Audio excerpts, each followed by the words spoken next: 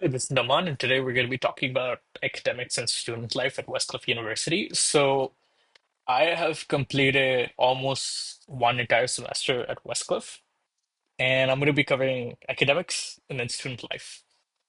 So, when it comes to academics, right, as a grad student, you'll be doing 6 credits every semester. You have the option to take more credits. I don't recommend taking more than 9 credits every semester because it does get a bit overwhelming when you're doing those many classes. You could do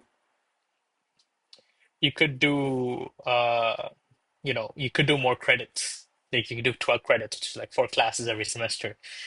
But unless you're in a hurry to graduate and you're willing to have no social life, I do not recommend doing it, right? 3 classes is the sweet spot. Yeah, you can do more if you want, but I don't recommend it. So each class is 3 credits, and then you pay around $855 per credit. So when you do the math, it's about 855 into 3. So you're paying roughly 2,600 per class. And you have some other fees as well, right? So the way each course is outlined is that you will have a certain amount of classes that have exams and certain amount of classes that don't.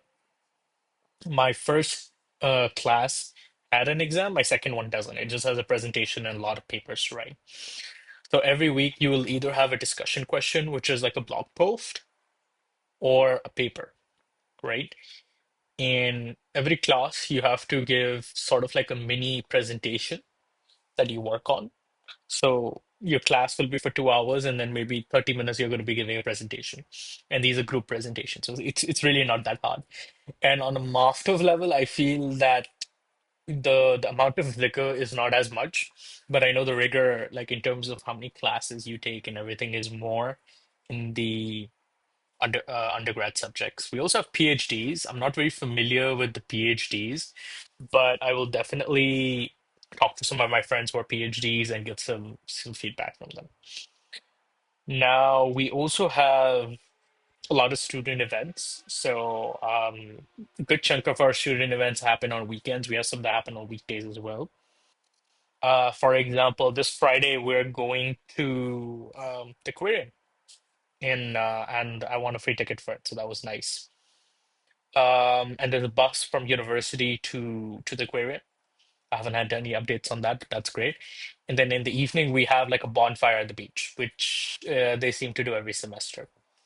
2 maybe 3 weeks back, we also had like a mini hiking trip to ski town. So we went around downtown, we walked around a lake, nice experience. We took a lot of pictures.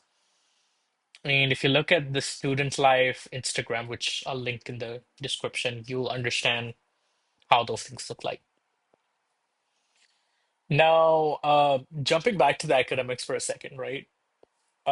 If you are doing day one CPT, right, you have to understand that this is a university degree, right? It's not a way for you to stay in the US and keep your job. Yes, you can do that, right? With caveats, but you are a student first and your job comes second. I've actually seen, I think maybe one out of a few hundred people actually fall below the GPA limits for CPT, and they would just move to part-time CPT, which is okay. And the classes really aren't that hard. Ooh, sorry about that. Classes really aren't that hard. If you stay on top of assignments, start them early, great. Most assignments you need to submit at like Sunday. And if you have a class on Monday and then you have to submit an assignment on Sunday, it makes it a bit close because you might have like the other assignment coming up then, right? So the time you have to work on the assignment is larger, but then if you have any assignments where you have a presentation in class and then you have a paper due right before that, it's very close. You have to work on your assignment and paper at the same time. Sorry, your presentation and the paper at the same time. So this semester I have a paper due end of this week and the following Monday. So Sunday is the paper that's due. And then Monday I have to do a presentation on the paper, right? That gives me very little time to actually write and submit the paper. Like I'm done with the paper, which is great, but it builds a little bit of extra pressure. Now, if you are doing your residency, as a lot of day one CPT students do, and you guys panic quite a bit, right? Like I see it in the WhatsApp chat, like everyone goes crazy, right? So the way that works is you need to submit more assignments and record yourself doing videos in addition to doing your job if you're not on campus, right? To meet UCIS's requirements for being on campus, because you have to be on campus for a certain amount of hours. And when you do your residency, usually for each class, you're there for one weekend. So you're going to be there for like 3 days.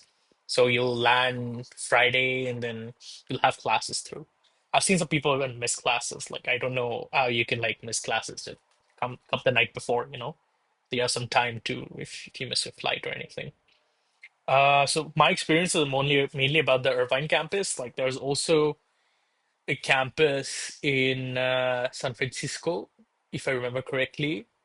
There's one opening in Houston, in Texas. I don't know if it's in Houston, but it's in Texas. We have one campus in Miami, and yeah, that's more or less it. There's also a lot of support for like new students, so you can reach out to your DSO. There's also the Student Life Center and peer mentors. So in case you need help settling in, right? There are these people called peer mentors on campus that like help you out, and sort of like their job to help you understand taxes, how to get your ID, that sort of thing, you know? Yeah, and that's more or less it. If you have any questions, you can leave them in the comment section. I'll be opening up the comment sections from this video forward. If there's anything I've missed or anything you want to know about, let me know and I'll make a follow-up video on this as well. Thank you.